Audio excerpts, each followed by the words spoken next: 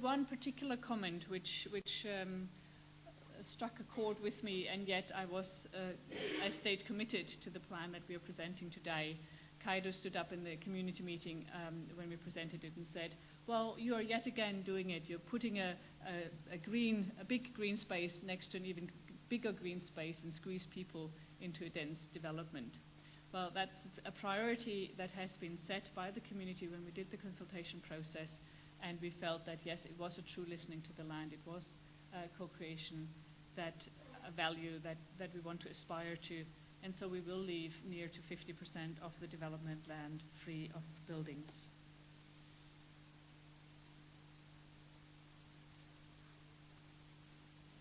There will be lots of natural and amenity areas, fire pit, dancing green, the power points, the north axis, the high dune ridge, and that creates an opportunity but also a necessity for sensitive management of these areas by the community in the future.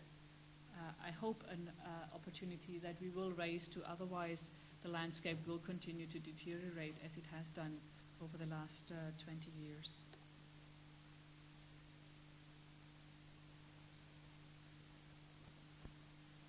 A Zen moment. There we go.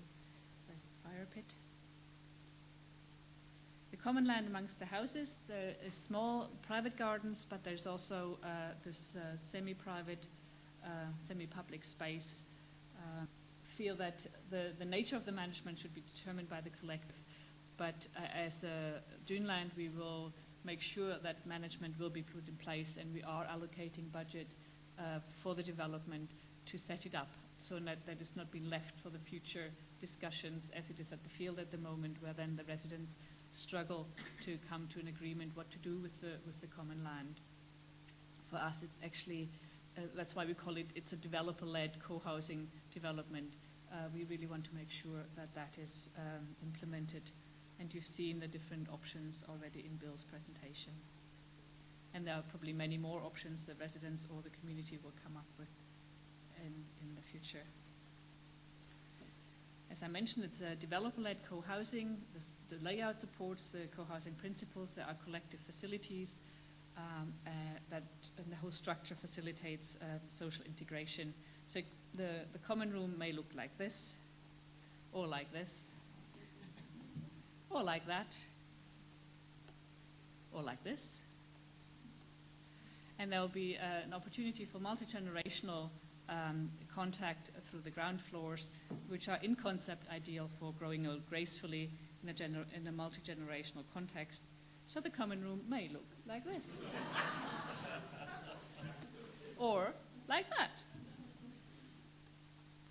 And the flats obviously will be friendly for disabled people. On a social aspect, we see that the Magic Triangle provides us with the completion of the eco-village. We don't see this eco-village continuing to expand like an ever-raising dough, but we feel that the linking of Cologne, Pine Ridge and the central area has been part of the dream of this community ever since its inception. The development will put the Universal Hall at the center of the community rather than the edge, and it will provide much needed sustainable accommodation.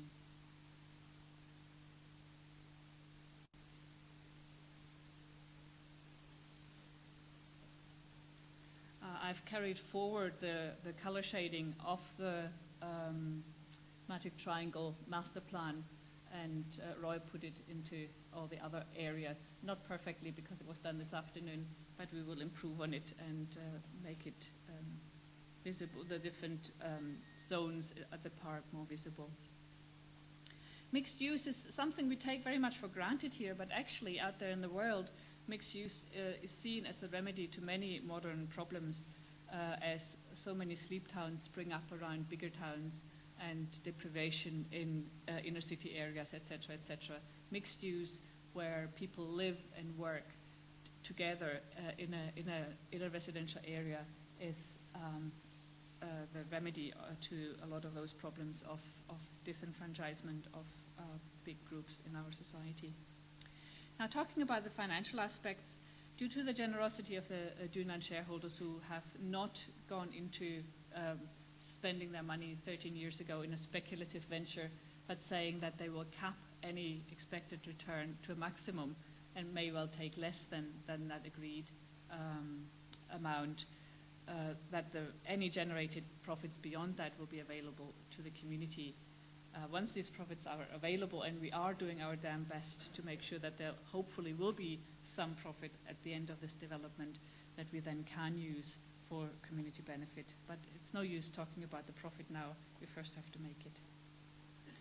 And part of our whole planning is that integrity, that we are intending to at least break even, if not make a profit, not to create a burden for the future, but to pay for the shareholders' investment and the costs that we have incurred over the last 13 years running this company, and also pay for the infrastructure to set up with phase one, which is a big burden on phase one, but it will give us a lot of flexibility and choice for phase two.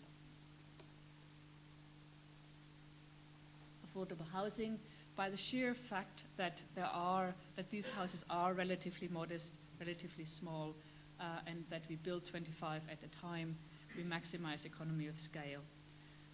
We also will, of course, have the 8 units that are required by Moray Council for the 80. There's a certain percentage of houses in any development nowadays has to be affordable. For us, that's 8. And as Bill said, that is hopefully as part of the Wild Geese development at 1B. And we are very enthusiastic and happy with the cooperative ownership structures that have been explored in other projects around the community, and hope that similar things will happen also on Duneland. And we are favoring community members by telling you tonight all about it, but also by offering initial sales off plan at a fixed price. And we will review that offer 1 month after planning consent has been received, and see how much we have sold and how much our business plan, etc., requires. But at the moment, we are offering fixed price on all the 3-bedroom, 2-bedroom and houses and flats. And we first offer that to Duneland shareholders because that's a commitment we've made to them, and then to the community. So if you do want to live in one of those units, do speak up soon. Is that by 10 minutes? I am at the summary slide. Isn't that useful?